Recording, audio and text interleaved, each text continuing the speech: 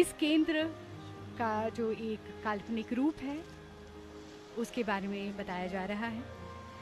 Doctor Ambedkar के जीवन और शिक्षाओं के आधारभूत बिंदुओं के इर्द गिर्द केंद्र का संकल्पात्मक आधार विकसित किया गया है। माननीय प्रधानमंत्री जी परिसर में पधार चुके हैं, उनका शुभागमन हो चुका है और समानता के कुछ ही पलों में वो हमारे बीच में व्यक्त करने के लिए इस मंच पर पधारेंगे। समग्रता और प्रतीकात्मकता का प्रयोग किया गया है।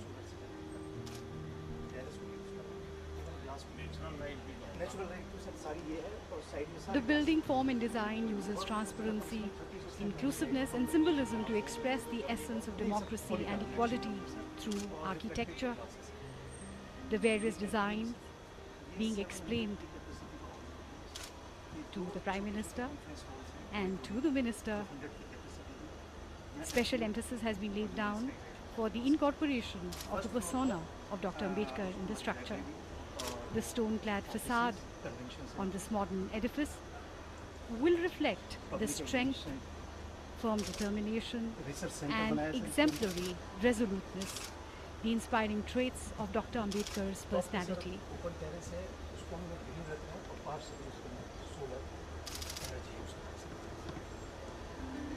The blueprint of this prestigious center includes amenities such as a library, research and extension center, media and interpretation center, and a convention center with auditoria with a capacity of 600 people.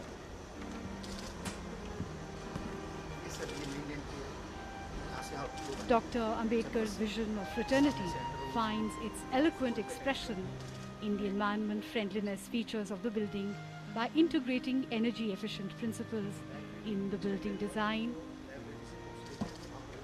And this is a model of the building, projecting how it will look once it's complete. The building is embedded with the subtle elements of Buddhist architecture, reminding us of the eternal values of compassion, universal brotherhood, and equality among all, the cornerstone of the philosophy of Dr. B.R. Ambedkar.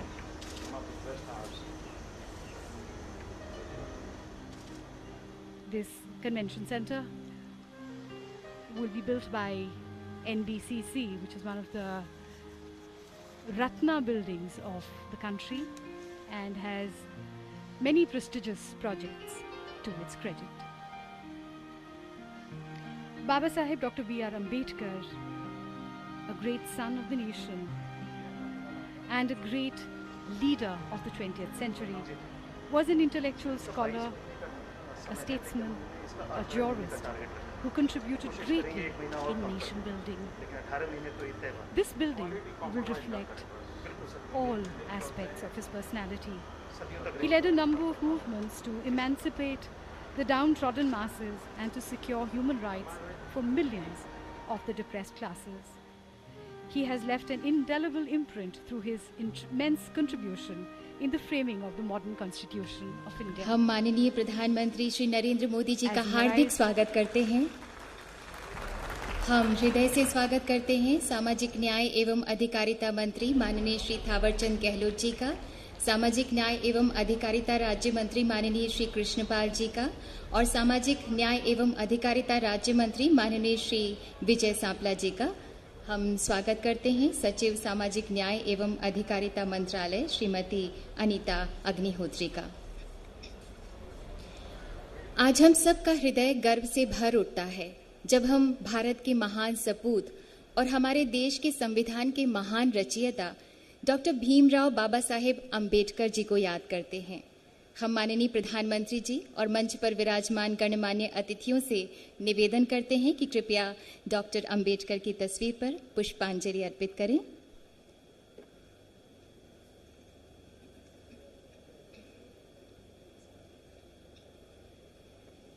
आज हम सब उस पुण्यात्मा को शत शत नमन करते हैं।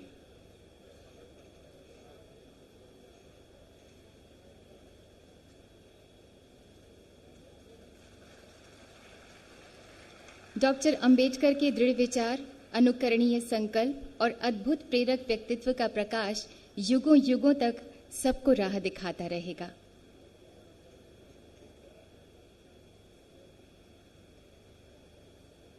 बहुत बहुत धन्यवाद माननीय। आज ये शुभ अवसर है डॉक्टर अंबेडकर अंतर्राष्ट्रीय केंद्र के उद्घाटन का। माननीय प्रधानमंत्री जी के ओजपूर्ण नेतृत्व और माननीय श्री थावरचंद गहलोत जी की पहल की वजह से आज हम सब इस ऐतिहासिक पल के साक्षी बनेंगे। हम माननीय सामाजिक न्याय एवं अधिकारिता मंत्री श्री थावरचंद गहलोत जी से अनुरोध करते हैं कि कृपया स्वागत भाषण दें।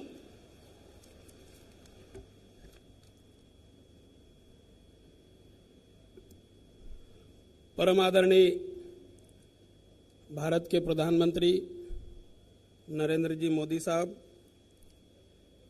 मंच पर बैठे हुए मेरे सहयोगी साथी राज्य मंत्री आदरणीय कृष्णपाल सिंह जी, आदरणीय विजय सांपला जी और मेरे विभाग की विभागीय सचिव श्रीमती अनीता अग्निहोत्री जी, उपस्थित सभी मंत्रीगण, सांसदगण और अन्य सभी महानुभावों, मैं आप सबका हार्दिक अभिवादन करता हूं, शीश झुका करके सादर प्रणाम करता हूं। मुझे बहुत खुशी है कि प्रधानमंत्री जी के निर्देशानुसार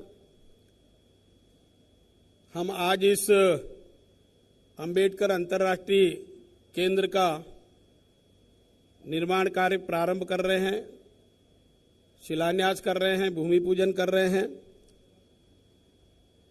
आप लगभग 1 घंटे के समय से पूर्व से ही स्क्रीन पर इसका बाहरी और आंतरिक दृश्य देख रहे हैं। आप सब ये महसूस कर रहे हैं कि ये संस्थान निश्चित रूप से प्रेरणादायी होगा, उपयोगी सिद्ध होगा। इसकी लागत 192 करोड़ रुपए है और निर्माण की समयावधि एज पर डीपीआर 22 महीने है, परंतु जो इस काम को करने वाले हैं उन्होंने तय किया है कि वो 18 महीने में इसका निर्माण कार्य पूरा कर देंगे। और मैं आश्वस्त हूं, आपको विश्वास दिलाता हूं कि अगले 18 महीनों में इसका हम लोकार्पण करेंगे, इसका उपयोग होने लगेगा। हम अंबेडकर जी के महत्व को समझते हैं, उनके द्वारा लिखित संविधान का सम्मान करते हैं। माननीय नरेंद्र मोदी साहब ने सामाजिक समरसता नामक एक पुस्तक भी लिखी है, मैंने उसको पढ़ा है। निश्चित रूप से वो पुस्तक बहुत प्रेरणादायी है। मैं आपसे भी अनुरोध करना चाहूँगा कि आप उसको निश्चित रूप से पढ़ें। पुस्तक में मोदी साहब ने अंबेडकर जी की तुलना अमेरिका में मार्टिन लूथर किंग थे, जिन्होंने रंगभेद के खिलाफ, श्वेत और अश्वेत के छुआछूत के खिलाफ संघर्ष किया था, और अंबेडकर जी ने जाति प्रथा और छुआछूत के खिलाफ संघर्ष किया था। इस प्रकार से तुलनात्मक बातें कही है। हम सब मानते हैं कि अंबेडकर जी समन्वयवादी थे, अलगाववाद से कोसों दूर थे, और उसके 2 बड़े उदाहरण, जब मंदिर दर्शन के लिए रोका जाता था तो उनके शुभचिंतक उनको कहते थे कि साहब अपन अलग मंदिर बना लें, हम पैसा देंगे, हम श्रमदान करेंगे, सब करेंगे, परंतु वो अलग मंदिर बनाने के लिए हाँ नहीं करते थे। जिस तालाब से पानी पीने से रोका गया था, बहुत सारे शुभचिंतकों ने सुझाव दिया था कि एक अलग से तालाब बना दिया जाए। उन्होंने कहा नहीं, ये जल स्रोत और भगवान के मंदिर सबके लिए हैं और हम सब इसी का उपयोग करेंगे, इन्हीं मंदिरों में दर्शन करेंगे, अलग नहीं बनाएंगे। अगर अलग बनाएंगे तो एक अलग वर्ग हो जाएगा, और जब 2 वर्ग आमने सामने होंगे तो वर्ग संघर्ष की स्थिति होगी, और वर्ग संघर्ष की स्थिति में कभी भी समाज का फायदा नहीं होता है, न सामाजिक समरसता आती है। वो समन्वयवादी सोच के आधार पर सामाजिक समरसता लाना चाहते थे। मैं ज्यादा समय लेना नहीं चाहता, 5 मिनट का समय है। मैं ये इतना जरूर कहना चाहता हूं कि हमको जब जब भी अवसर मिले वहां भव्य स्मारक बनाने की स्वीकृति हुई थी और देश के महान नेता पूर्व प्रधानमंत्री अटल बिहारी वाजपेयी जी के हाथों से 14 अप्रैल 1991 में वहां भूमि पूजन हुआ था और शिवराज सिंह जी चौहान ने लगभग 14 करोड़ रुपए खर्च करके वहां भव्य स्मारक बनाया और पिछले 8 वर्षों से अंबेडकर महाकुंभ आयोजित किया जाता है और सारा खर्चा मध्य प्रदेश की सरकार देती है। ठीक इसी प्रकार से दीक्षा भूमि नागपुर के निवासी नितिन गडकरी जी हैं। जब महाराष्ट्र में भाजपा शिवसेना की सरकार थी, वो लोक निर्माण मंत्री थे, वहां भव्य स्मारक बना है। उसमें भी बहुत कुछ काम और सहयोग नितिन गडकरी जी के माध्यम से हम लोगों ने किया है। इसके साथ ही साथ अंबेडकर जी का देहांत 26 अलीपुर रोड नई दिल्ली में हुआ था। वो यहां ही रहते थे और यहीं उन्होंने अंतिम सांस ली थी। जब अटल जी देश के प्रधानमंत्री थे, वो निजी संपत्ति थी, निजी मकान था। भारत की सरकार ने अटल जी के नेतृत्व में उसको 13 करोड़ में खरीदा था और अंबेडकर स्मारक के रूप में उसको घोषित कर रखा है। हमने उसको भी भविष्य में भव्य स्मारक के रूप में बनाने का निर्णय लिया है। उसकी कार्रवाई चल रही है, उम्मीद है जल्दी से जल्दी उसको पूरा करेंगे।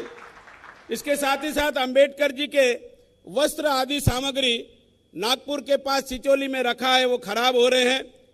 देवेंद्र जी फडणवीस अर्थात महाराष्ट्र के मुख्यमंत्री जी ने निर्णय लिया है कि उसकी सुरक्षा व्यवस्था वो करेंगे और अंबेडकर जी के जो मान बिंदु हैं, वस्त्र आदि की जो वहां उपलब्धियां हैं, उनको वो ठीक से सुरक्षित रखने का काम करेंगे। इसके साथ ही साथ 1921 और 1922 के बीच में अंबेडकर जी लंदन में पढ़ते थे और जिस स्थान पर वो रहते थे उस पढ़ाई के दौरान में उस स्थान को वो मकान मालिक बेच रहा है। लगभग 40 करोड़ की उसकी लागत है। महाराष्ट्र की सरकार ने, देवेंद्र जी फडणवीस ने निर्णय लिया है कि महाराष्ट्र की सरकार उसको खरीद करके वहां भव्य स्मारक के रूप में उसको विकसित करने का काम करेगी। मेरे मंत्रालय के अंबेडकर प्रतिष्ठान और मेरे मंत्रालय की ओर से भी विदेश मंत्रालय और संस्कृति मंत्रालय के साथ पत्र व्यवहार हुआ है। विचाराधीन है, या तो भारत सरकार उसको खरीदेगी या महाराष्ट्र की सरकार खरीदेगी, पर मैं आपको विश्वास दिलाता हूं कि हम उसको भी एक स्मारक के रूप में बनाने का काम करेंगे।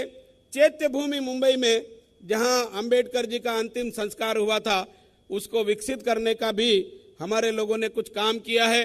अभी वहां एक मिल उससे लगी हुई थी, वो कई वर्षों से बंद पड़ी है, उसको सरकार, महाराष्ट्र सरकार ने अधिग्रहित कर लिया है और चैत्य भूमि का विकास भी वो करने वाले हैं। मैं इस अवसर पर अंबेडकर जी की सोच को हमारे मंत्रालय की ओर से पूरा करने का प्रयास कर रहे हैं। मुझे ये कहते हुए बहुत खुशी हो रही है कि भारतीय जनता पार्टी के राष्ट्रीय अध्यक्ष आदरणीय अमित शाह जी ने एक निर्णय लिया है और वो निर्णय जो हाथ से मेला ढोने वाले लोग हैं उनको उस धंधे से मुक्ति दिलाने का काम करेंगे। और हमने जो एक निर्णय लिया है कि हम वर्ष भर अंबेडकर जी की 125वीं जयंती मनाएंगे, उसमें अमित शाह जी की इस घोषणा को पार्टी के माध्यम से जो पूरा करने का संकल्प उन्होंने लिया है, हमारा मंत्रालय भी उसमें योगदान देगा, क्योंकि हमारे मंत्रालय की ओर से एक सुविधा है कि अगर कोई हाथ से मेला ढोने वाला कर्मचारी, सफाई कर्मचारी आइडेंटिफाई होता है तो उसको उस धंधे से मुक्ति दिलाना, 40,000 रुपए तुरंत सहायता के रूप में देना और 6 महीने तक ट्रेनिंग देना और ट्रेनिंग के दौरान 3,000 रुपए महीना मानदेय भी देना और बाद में कारोबार करने की दृष्टि से, स्वावलंबन की दृष्टि से हमारे विभाग के चारों खंडों के वित्त विकास निगम बने हैं, उनसे हम सस्ते ब्याज की दर पर उनको ऋण सुविधा भी उपलब्ध कराएंगे। नौकरी करने के लायक है उनको नौकरी देने का भी काम करेंगे। कुल मिलाकर मैं ये कह सकता हूं कि नरेंद्र मोदी साहब की सरकार और मेरा मंत्रालय अनुसूचित जाति और अन्य वर्ग जो मेरे मंत्रालय से संबंधित हैं, योजनाओं का लाभ लेते हैं, उनके हित संरक्षण की योजनाएं बनाकर उनको लाभान्वित करने की दिशा में कारगर कदम उठाएंगे। कर्तव्य निष्ठा और ईमानदारी से काम करेंगे। मैं इस अवसर पर इतना ही कह करके आप सबका बहुत बहुत अभिवादन करते हुए मेरी बात को समाप्त करता हूं और विश्वास करता हूं कि नरेंद्र मोदी साहब के नेतृत्व में हम दीन दुखी, गरीब, शोषित, पीड़ित लोगों के हित के संरक्षण की योजनाएं बनाकर उनको अन्य वर्ग की बराबरी में ले जाने का प्रयास करेंगे और उसमें सफलता भी प्राप्त होगी। धन्यवाद। जय भारत। धन्यवाद माननीय श्री थावरचंद गहलोत जी। जिस तरह से भारत के संविधान में डॉक्टर अंबेडकर का व्यक्तित्व और चिंतन साफ साफ झलकता है, उसी तरह से डॉक्टर अंबेडकर अंतर्राष्ट्रीय केंद्र की संकल्पना भी उन्हीं के जीवन और उन्हीं की शिक्षाओं का आईना है। हम माननीय प्रधानमंत्री जी से सादर आग्रह करते हैं कि कृपया अनावरण पट्टिका की डोर को खींचकर डॉक्टर अंबेडकर अंतर्राष्ट्रीय केंद्र की आधारशिला का अनावरण करें। माननीय।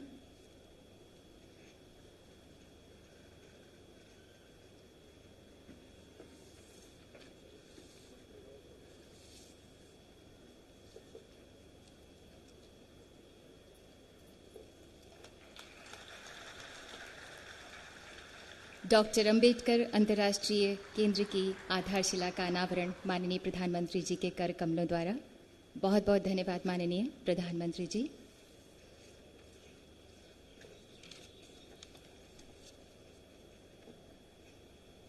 डॉक्टर अंबेडकर की कार्यशैली, विचार और व्यक्तित्व के प्रति अटूट श्रद्धा रखते हैं माननीय प्रधानमंत्री श्री नरेंद्र मोदी जी। डॉक्टर अंबेडकर द्वारा रचित संविधान भारत को जोड़ता है और माननीय प्रधानमंत्री जी भी एक भारत श्रेष्ठ भारत पर यकीन रखते हैं। डॉक्टर अंबेडकर की विचारधारा समता, समरसता, समानता को नए भारत के पुनर्निर्माण की प्रेरणा मानकर माननीय प्रधानमंत्री जी ने सबका साथ, सबका विकास का भी उद्घोष किया है। हम माननीय प्रधानमंत्री जी से विनम्र आग्रह करते हैं कि कृपया हमारा मार्गदर्शन करें।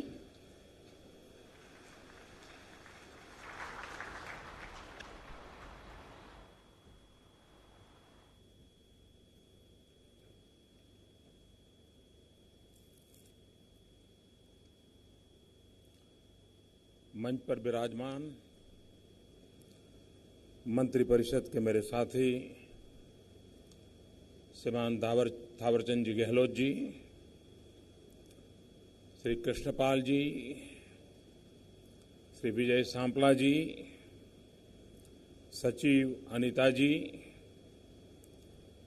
और उपस्थित सभी महानुभाव,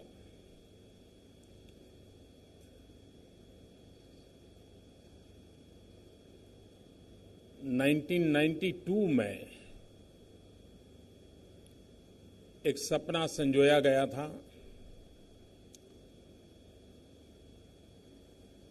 अंबेडकर जी के प्रति आस्था रखने वाले सभी महानुभावों ने सक्रिय होकर के एक विश्व स्तरीय केंद्र बने, उस दिशा में प्रयास किए थे। सरकार में फाइलें चलती रही, विचार विमर्श होता रहा।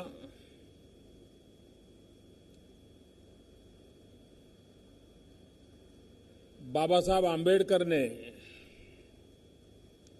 जो संविधान बनाया था, उस संविधान के कारण जो सरकारें बनी थी, उन सरकारों को बाबा साहब को याद करने में बड़ी दिक्कत होती थी।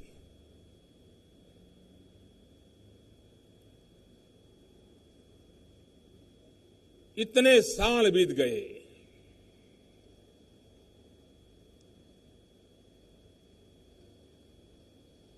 बीस साल से भी अधिक समय ये कागजों में मामला चलता रहा।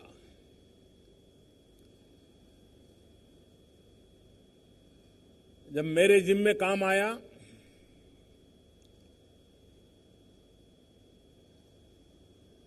तो पीड़ा तो हुई कि भाई ऐसा क्यों हुआ होगा।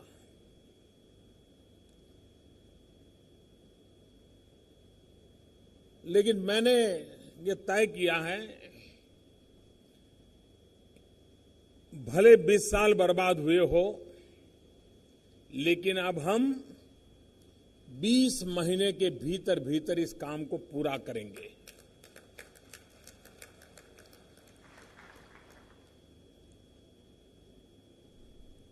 कभी कभी व्यक्तिगत रूप से मैं सोचता हूं, अगर बाबा साहब आंबेडकर न होते तो नरेंद्र मोदी कहां होते।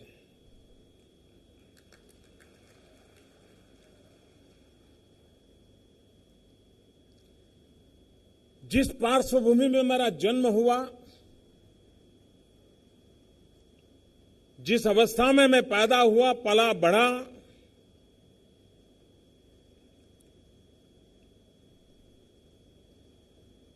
अगर बाबा साहब आंबेडकर न होते तो मैं यहां तक नहीं पहुंच पाता।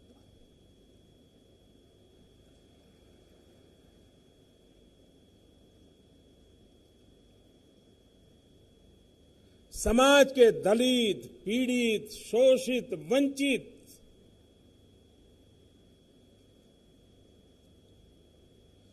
सिर्फ उन्हीं का भला किया ऐसा नहीं। और कभी कभी मैं जब ये सुनता हूं तो मुझे बड़ी पीड़ा होती है कि बाबा साहब आंबेडकर दलितों के देवता थे। जी नहीं, वो मानव जात के लिए थे। और न ही सिर्फ हिंदुस्तान में, विश्व भर के दलित, पीड़ित, शोषित, वंचित, उपेक्षित, उन सब के लिए वे एक आशा की किरण थे।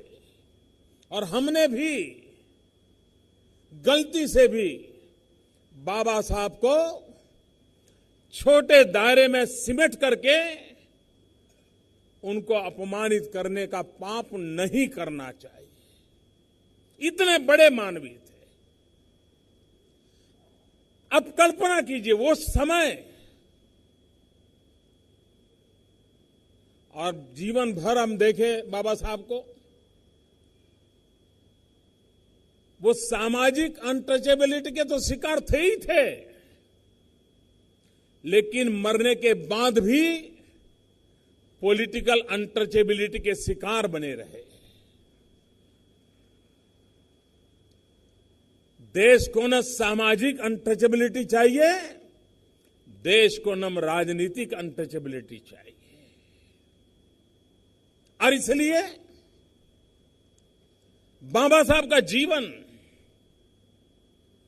और उन्होंने संदेश भी क्या दिया। आज 21वीं सदी में भी हर सरकार के लिए वही काम मुख्य है जो बाबा साहब कह के गए। उन्होंने क्या संदेश दिया? शिक्षित बनो, संगठित बनो, संघर्ष करो। शिक्षित बनो। आज भी भारत की सभी सरकारें, उनके सामने ये प्रमुख काम है कि हम 100% लिटरेसी की ओर कैसे आगे बढ़ें, उस लक्ष्य को कैसे पार करें। हम बाबा साहब आंबेडकर के 125 मनाने जा रहे हैं, तब बाबा साहब ने हमें जो मंत्र दिया है, शिक्षित बनो। समाज के आखिरी छोर पर बैठे हुए इंसान को अगर हम शिक्षित बनाते हैं तो बाबा साहब को उत्तम से उत्तम श्रद्धांजलि होगी। 125 साल मनाने का वो उत्तम से उत्तम तरीका होगा,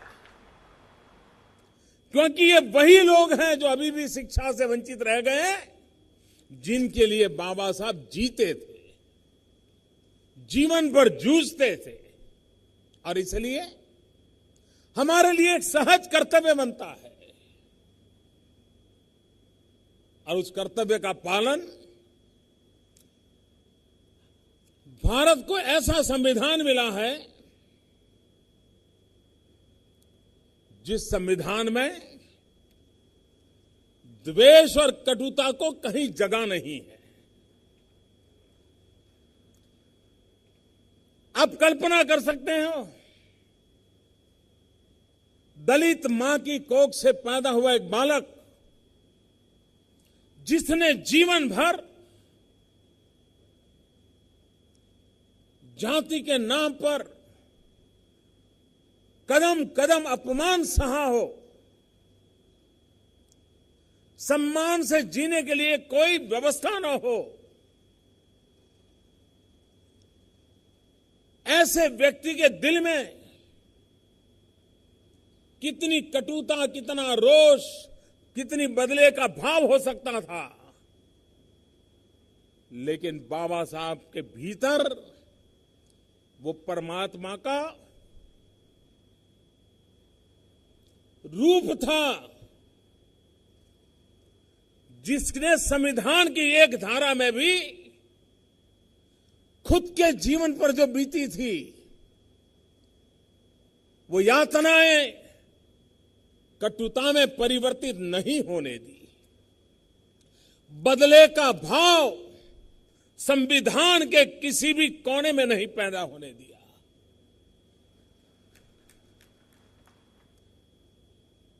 इतिहास कभी तो मूल्यांकन करेगा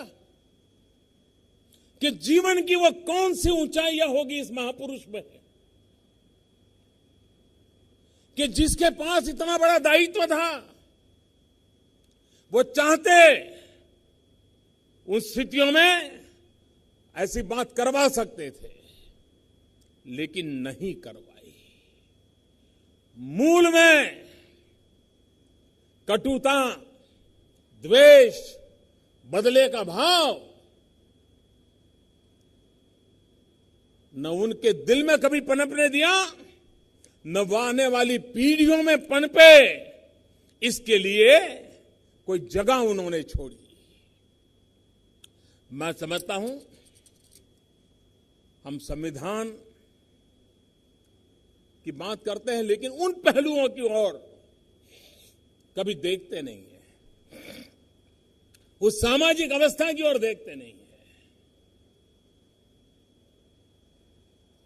मुझे खुशी है मैं उस प्रदेश में पैदा हुआ जहां सयाजीराव गायकवाड़ ने बाबा साहब आंबेडकर का गौरव किया था, उनको सम्मानित किया था, उनके जीवन को गर्वभर स्वीकार किया था। और बाबा साहब आंबेडकर ने हमेशा न्याय प्रियता को प्राथमिकता दी। आज हम सब, जैसे मैं कहता हूं ना, संविधान जो मेरे जैसे व्यक्ति को भी कहां से कहां पहुंचा सकता है।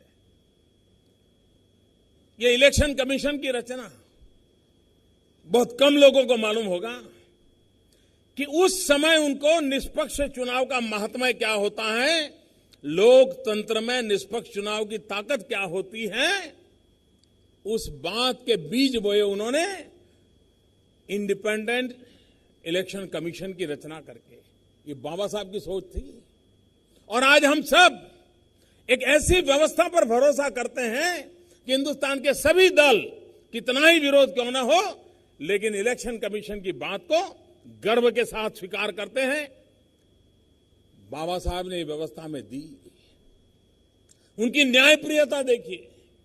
दुनिया के समृद्ध कहे जाने वाले देश, मोस्ट फॉरवर्ड कहे जाने वाले देश, उन देशों में भी महिलाओं को मत का अधिकार पाने के लिए 50-50, 60-60 तक लड़ाइयां लड़नी पड़ी थी, आंदोलन करने पड़े थे। महिलाओं को मत का अधिकार नहीं था, वोटिंग राइट नहीं था। पढ़े लिखे देश थे, प्रगतिशील देश थे, धनवान देश थे, लोकतंत्र की दुहाई देने का जैसे उनका मोनोपोली था। लेकिन एक दलित मां की कुख से पैदा हुआ बेटा संविधान के पहले ही दिन हिंदुस्तान के अंदर माताओं बहनों को वोट का अधिकार दे देता है। ये न्यायप्रियता थी उनकी। भारत एक फेडरल स्ट्रक्चर है। संघीय ढांचा आगे चलकर के कैसे चलेगा, व्यवस्थाएं कैसी होगी।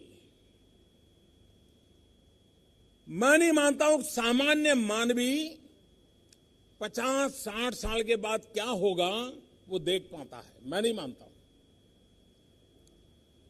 आज हम देखते हैं हमारे संघीय ढांचे को मजबूत बनाए रखने के लिए कितनी कितनी बारीक बारीक चीजों पर ध्यान देना पड़ता है, और फिर भी कहीं न कहीं तो कोई गलती रह जाती होगी।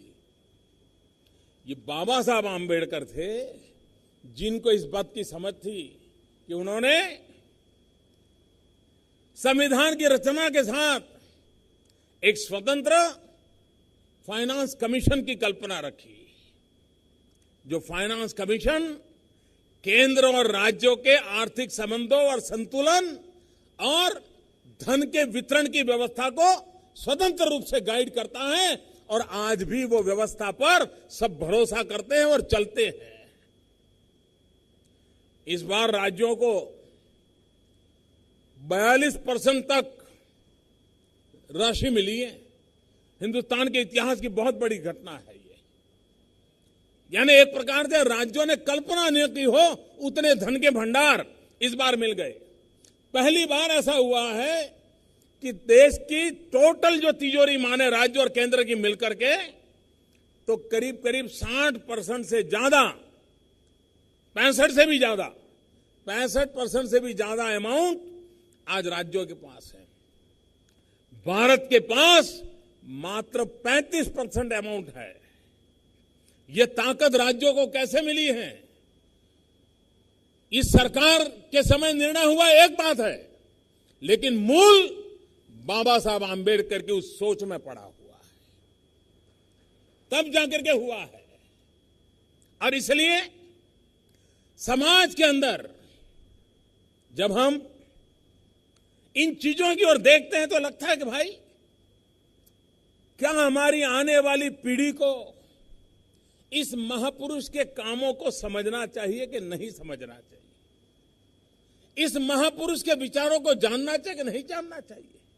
क्या हमारी आने वाली पीढ़ियों ने इस महापुरुष के आदर्शों से में से कुछ पाकर के जीने का संकल्प करना चाहिए कि नहीं करना चाहिए?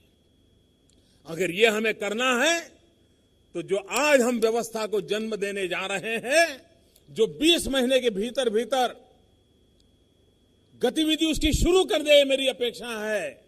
ये आने वाली पीढ़ियों की सेवा करने का काम है, और ये कोई सरकार उपकार नहीं कर रही है।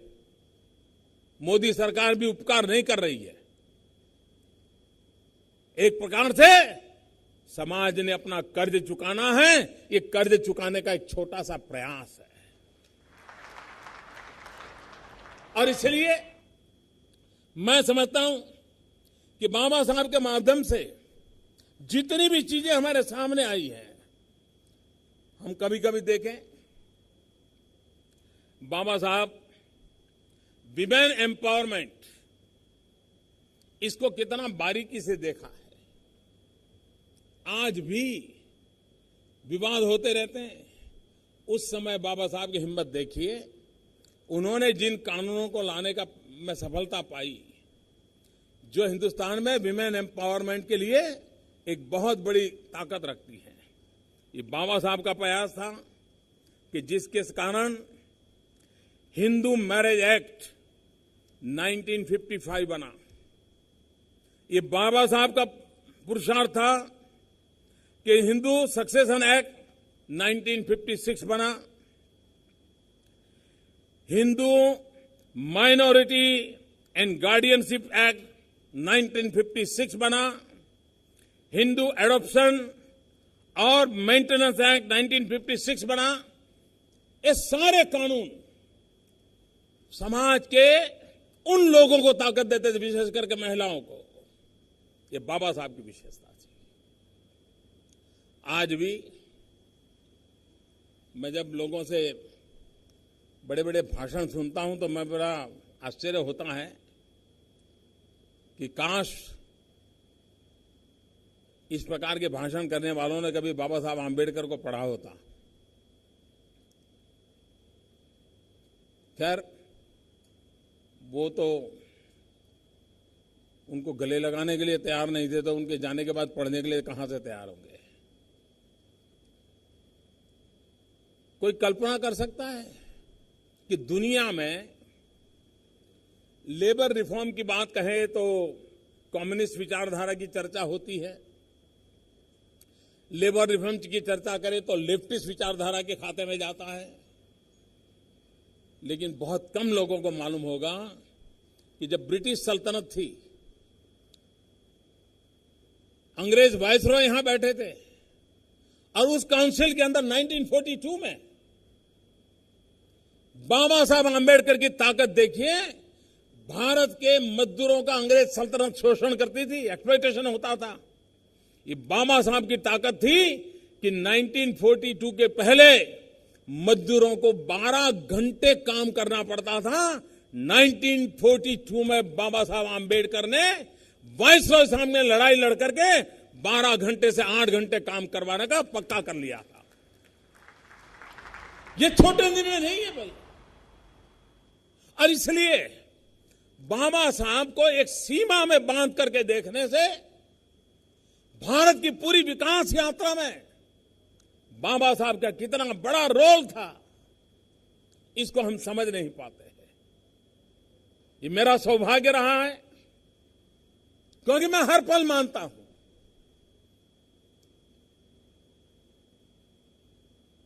और अपने जीवन को देख करके मुझे हर पल लगता है कि इस महापुरुष ने हमें बहुत कुछ दिया है, बहुत कुछ दिया है।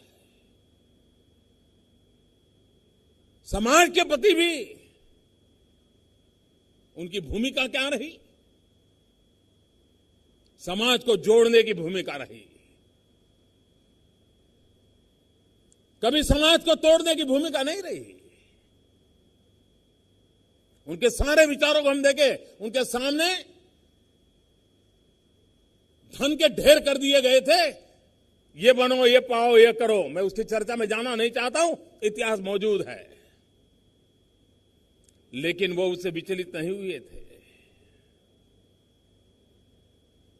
और इसलिए जिस प्रकार से समता का महत्व है, उतना ही ममता का भी महत्व है। खास करके जो अपने आप को उच्च मानते हैं, उन लोगों ने अपने आप को सोचना होगा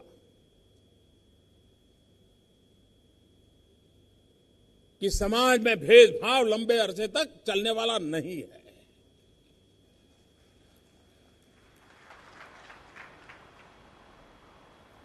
इसे स्वीकार करना होगा। और भारत जैसा देश जो विविधताओं से भरा हुआ है, उसमें सामाजिक एकता एक बहुत बड़ी अहमियत रखती है। बाबा साहब के 125 वर्ष बना रहे हैं, तब सामाजिक एकता के युगल को हम कैसे ताकतवर बनाएं। और इसलिए मैं कहता हूं, समता प्लस ममता इज इक्वल टू समरसता। समभाव प्लस मम भाव इज इक्वल टू समरसता। और इसलिए अपनापन, ये मेरे हैं, ये मेरे ही परिवार के अंग है, ये भाव हमें जी करके दिखाना होगा। और मुझे विश्वास है कि ये जो हम प्रयास शुरू कर रहे हैं, उस प्रयास के माध्यम से समाज की धारणा बनाने में, समाज को सशक्त बनाने में, संविधान की लेटर एंड स्पिरिट, उसको कोई चोट न पहुंचे, उसकी एक जागरूक भूमिका अदा करने के लिए एक प्रकार से चेतना केंद्र बनेगा। ये विश्व चेतना केंद्र बनने वाला है। उस सपने को लेकर के हमने देखना चाहिए। हम मार्टिन लूथर किंग की तो बात कर लेते हैं, लेकिन बाबा साहब को भूल जाते हैं। और इसलिए अगर हम मार्टिन लूथर किंग की बात करती है दुनिया, तो हमारी कोशिश होनी चाहिए कि दुनिया जब मार्टिन लूथर किंग की चर्चा करे तो बाबा साहब आंबेडकर की भी करने के लिए मजबूर हो जाए। वो तब होगा जब हम बाबा साहब का सही रूप, उनके विचारों की सही बात, उनके काम की सही बात दुनिया के पास सही स्वरूप में प्रस्तुत करेंगे। इस केंद्र का ये सबसे बड़ा काम रहेगा कि पूरा विश्व बाबा साहब को जाने समझे, भारत के मूलभूत तत्व को जाने समझे। और ये बाबा साहब के माध्यम से बहुत आसानी से समझा जा सकता है। और इसलिए मैं कहता हूं कि हमने बाबा साहब से प्रेरणा लेकर के, उनके विचारों और आदर्शों से प्रेरणा लेकर के समाज को सशक्त बनाने की दिशा में, राष्ट्र को के लिए महान राष्ट्र बनाने के सपना पूरा करने के लिए हमारी जो भी जिम्मेवारी उसको पूरा करने का प्रयास करना चाहिए। मैं विभाग के सभी साथियों को बधाई देता हूं कि 20 साल से भी अधिक समय से लटकी हुई चीज एक प्रकार से पॉलिटिकल अनटचेबिलिटी का शिकार हुआ प्रोजेक्ट है, उससे मुक्ति दिलाई है। अब आने वाले 20 महीनों में उसको पूरा करें, लेकिन ये भी ध्यान रखें कि उसका निर्माण इस स्तर का होना चाहिए ताकि आने वाली शताब्दियों तक वो हमें प्रेरणा देता रहे। ऐसा निर्माण होना चाहिए। मैं फिर एक बार बाबा साहब आंबेडकर को प्रणाम करता हूं और 125 वर्ष ये हमारे भीतर ताकत दे, हमें जोड़ने का सामर्थ्य दे, सबको साथ लेकर के चलने का सामर्थ्य दे। समाज का आखिरी छोर पर बैठा हुआ इंसान वो हमारी सेवा के केंद्र बिंदु में रहे। ऐसे आशीर्वाद बाबा साहब के निरंतर मिलते रहे ताकि उनके जो सपने अधूरे हैं वो पूरे करने में हम लोग भी कुछ काम आए। इसी एक अपेक्षा के साथ फिर एक बार मैं विभाग को बहुत बहुत शुभकामनाएं देता हूं। बहुत बहुत धन्यवाद। बहुत बहुत धन्यवाद माननीय प्रधानमंत्री जी आपकी प्रेरणा के लिए। अब हम सचिव सामाजिक न्याय एवं अधिकारिता मंत्रालय श्रीमती अनीता अग्निहोत्री से अनुरोध करते हैं कि कृपया आभार प्रकट करें। माननीय प्रधानमंत्री जी, माननीय सामाजिक न्याय और अधिकारिता मंत्री श्री गहलोत जी, माननीय राज्य मंत्री श्री कृष्णपाल जी और श्री संपला जी, उपस्थित अतिथिगण, प्रेस और मीडिया के सदस्य, देवियों और सज्जनों, मेरे लिए सौभाग्य का विषय है कि मुझे आज माननीय प्रधानमंत्री जी द्वारा डॉक्टर अंबेडकर अंतर्राष्ट्रीय केंद्र के शिलान्यास समारोह में धन्यवाद ज्ञापित करने का अवसर प्राप्त हुआ। सबसे पहले मैं माननीय प्रधानमंत्री जी के प्रति अत्यंत आभार व्यक्त करती हूं कि आपने सभा को संबोधित करते तथा डॉक्टर अंबेडकर अंतर्राष्ट्रीय केंद्र की आधारशिला रखने के लिए अपना अमूल्य समय निकाला। अपने व्याख्यान में माननीय प्रधानमंत्री जी ने डॉक्टर अंबेडकर के बहुआयामी व्यक्तित्व का हमें स्मरण कराया है। सामाजिक न्याय और अधिकारिता मंत्रालय की ओर से एक बार पुनः माननीय प्रधानमंत्री जी का मैं विनम्रता पूर्वक हार्दिक आभार व्यक्त करती हूँ। मैं माननीय सामाजिक न्याय और अधिकारिता मंत्री जी और डॉक्टर अंबेडकर प्रतिष्ठान के अध्यक्ष श्री थावरचंद गहलोत जी का धन्यवाद व्यक्त करती हूँ, जिन्होंने ऐतिहासिक महत्व और राष्ट्रीय गौरव के इस क्षण को संभव बनाया। उनके सक्रिय सहयोग और मार्गदर्शन के बिना इस ऐतिहासिक क्षण को सफल करना हमारे लिए संभव नहीं था। आपने इस योजना को गति प्रदान की, जिसकी वजह से ये खुशी का दिन हम देख सके। मैं सामाजिक न्याय और अधिकारिता राज्य मंत्री श्री कृष्णपाल जी का हार्दिक आभार व्यक्त करती हूँ, जिनका हमें पूरा मार्गदर्शन मिलता रहा। मैं सामाजिक न्याय और अधिकारिता राज्य मंत्री श्री विजय संपला जी की भी हार्दिक आभारी हूँ, जो हमें सतत प्रोत्साहित करते रहें। सामाजिक न्याय और अधिकारिता विभाग तथा डॉक्टर अंबेडकर प्रतिष्ठान के सभी अधिकारियों को मैं धन्यवाद देती हूँ, जिनके कठिन परिश्रम और अभिनिवेश द्वारा आज का समारोह सफल हो सका। केंद्रीय शहरी विकास मंत्रालय तथा एनबीसीसी, केंद्रीय पर्यावरण और वन मंत्रालय, दिल्ली सरकार और एनडीएमसी के सहयोग के लिए धन्यवाद व्यक्त करती हूँ। अंत में समारोह में उपस्थित प्रिंट और इलेक्ट्रॉनिक मीडिया, आकाशवाणी और दूरदर्शन के प्रति धन्यवाद मैं प्रकट करती हूँ। नमस्कार। अंबेडकर धन्यवाद अंतर्राष्ट्रीय श्रीमती केंद्र अनिता का अग्निहोत्री। शिलान्यास हम माननीय प्रधानमंत्री जी के नरेंद्र हृदय मोदी से द्वारा आभारी किया हैं गया। कि उन्होंने डॉक्टर इसके साथ ही अंबेडकर अंतर्राष्ट्रीय 15 केंद्र का जनवरी से शिलान्यास पूरी कर टीम की उस ओर से युगकर्ता को एक अलविदा। सच्ची दूरदर्शन श्रद्धांजलि पर दी। हमारे कार्यक्रमों का बहुत बहुत सिलसिला धन्यवाद जारी माननीय है। प्रधानमंत्री जी। हम आप सभी से निवेदन करेंगे कि कृपया माननीय प्रधानमंत्री जी के प्रस्थान करने तक कृपया अपने स्थान पर ही रहें।